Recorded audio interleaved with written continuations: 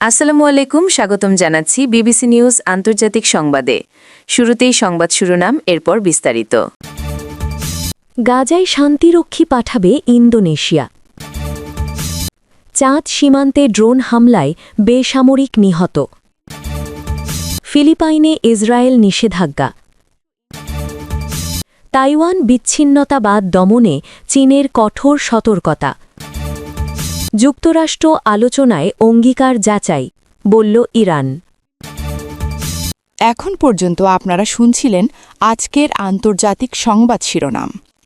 এখন আমরা তুলে ধরব সেই ঘটনাগুলোর ভেতরের বাস্তবতা, যেখানে আছে সাধারণ মানুষের বেঁচে থাকার লড়াই, নিরাপত্তার ভয় এবং প্রতিদিন নতুন করে জীবন শুরু করার চেষ্টা। আপনি যদি বিশ্বের নির্যাতিত ও অসহায় মানুষের কণ্ঠ শোনার মতো সংবাদ দেখতে চান, যদি মনে করেন মানবতা, ন্যায় এবং সত্যের খবর সবার কাছে পৌঁছানো দরকার, তাহলে চ্যানেলটি সাবস্ক্রাইব করে আমাদের সঙ্গে থাকুন। আপনার একটি সাবস্ক্রাইব আমাদেরকে আরও শক্তভাবে সত্য খবর তুলে ধরতে সাহস দেয়। গাজায় শান্তিরক্ষী পাঠাবে ইন্দোনেশিয়া ঘোষণা। ইন্দোনেশিয়া সরকার গাজা উপত্যকায় শান্তিরক্ষী বাহিনী পাঠানোর ঘোষণা দিয়েছে। এই ঘোষণায় বলা হয়েছে, চলমান সংঘাতের প্রেক্ষাপটে বেসামরিক জনগণের নিরাপত্তা নিশ্চিত করা এবং মানবিক কার্যক্রম পরিচালনায় সহায়তা করাই এই মোতায়েনের মূল উদ্দেশ্য। ইন্দোনেশিয়ার পক্ষ থেকে জানানো হয়, শান্তিরক্ষী বাহিনী আন্তর্জাতিক নীতিমালা ও স্বীকৃত কাঠামোর মধ্যে থেকেই দায়িত্ব পালন করবে এবং তারা কোনো সামরিক অভিযানে অংশ নেবে না। ঘোষণায় আরও উল্লেখ করা হয়, শান্তিরক্ষীদের দায়িত্ব হবে নিরপেক্ষ অবস্থান বজায় রেখে পরিস্থিতি পর্যবেক্ষণ, সহিংসতার ঝুঁকি কমাতে উপস্থিতি নিশ্চিত করা এবং মানবিক সংস্থাগুলোর চলাচল সহজ করা। সরকার জানায়, এই সিদ্ধান্ত নেওয়ার আগে আন্তর্জাতিক অংশীদারদের সঙ্গে আলোচনা করা হয়েছে এবং মোতায়েন প্রক্রিয়া ধাপে ধাপে বাস্তবায়ন করা হবে। ইন্দোনেশিয়ার কর্মকর্তারা বলেন, এই পদক্ষেপ গাজায় উত্তেজনা প্রশমনে সহায়ক হবে এবং আন্তর্জাতিক সম্প্রদায়ের দায়িত্বশীল ভূমিকার অংশ হিসেবে নেওয়া হয়েছে। একই সঙ্গে তারা জোর দিয়ে বলেন, এই উদ্যোগ কোনো পক্ষের বিরুদ্ধে নয় এবং এটি কেবল মানবিক ও শান্তি রক্ষামূলক উদ্দেশ্যেই সীমাবদ্ধ থাকবে। চাঁদ সীমান্তে ড্রোন হামলায় বেসামরিক নিহত। চাঁদ সীমান্তবর্তী এলাকায় ড্রোন হামলায় বেসামরিক লোকজন নিহত হওয়ার ঘটনা নিশ্চিত করেছে সংশ্লিষ্ট কর্তৃপক্ষ। প্রাপ্ত তথ্যে বলা হয়, সীমান্ত অঞ্চলের একটি জনবসতিপূর্ণ এলাকায় আকাশপথে থেকে হামলা চালানো হয়, যার ফলে হতাহতের ঘটনা ঘটে।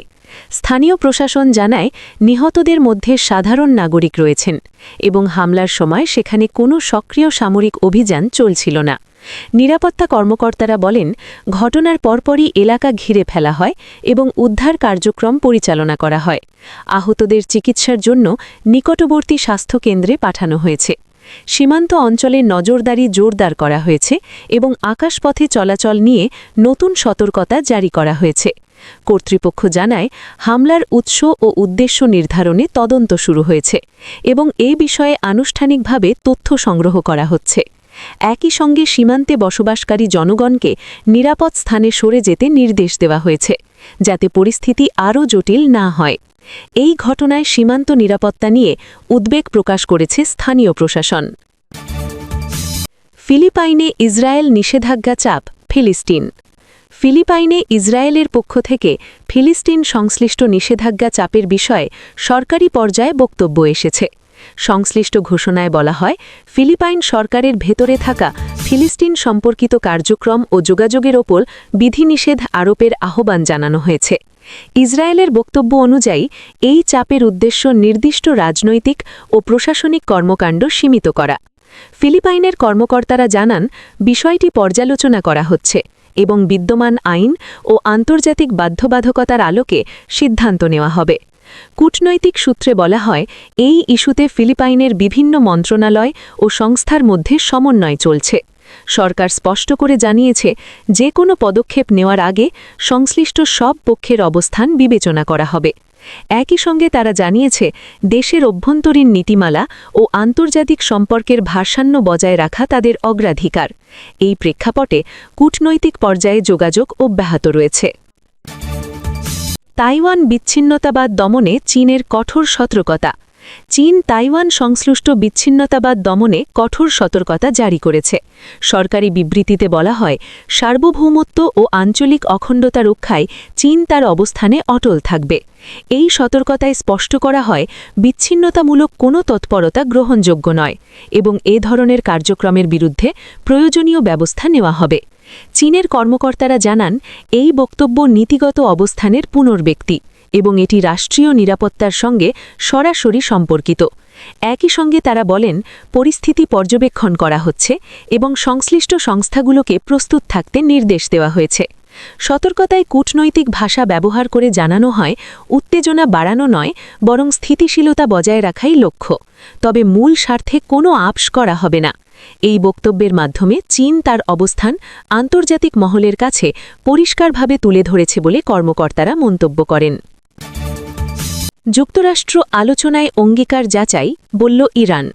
ইরান জানিয়েছে, যুক্তরাষ্ট্রের সঙ্গে আলোচনার ক্ষেত্রে অঙ্গীকার যাচাইকে তারা প্রধান শর্ত হিসেবে বিবেচনা করছে।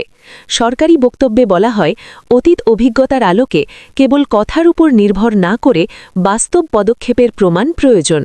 ইরানের কর্মকর্তারা বলেন, আলোচনার টেবিলে যেসব প্রতিশ্রুতি দেওয়া হবে সেগুলোর বাস্তবায়ন যোগ্যতা ও বিশ্বাসযোগ্যতা যাচাই করা হবে। তারা স্পষ্ট করেন, এই অবস্থান কোনো আলোচনার বিরোধিতা নয়, বরং স্পষ্টতা ও দায়বদ্ধতা নিশ্চিত করার প্রয়াস। বিবৃতিতে আরও বলা হয়, আন্তর্জাতিক কাঠামোর ভেতরে থেকেই আলোচনা চলবে এবং উভয় পক্ষের দায়িত্ব পালনের বিষয়টি গুরুত্ব পাবে। ইরান জানায়, আলোচনার পরিবেশ গঠনমূলক রাখতে তারা প্রস্তুত, তবে একতরফা সুবিধা গ্রহণের সুযোগ দেওয়া হবে না। এই অবস্থান তুলে ধরে তারা আলোচনার প্রক্রিয়ায় ভারসাম্য বজায় রাখার ওপর জোর দিয়েছে।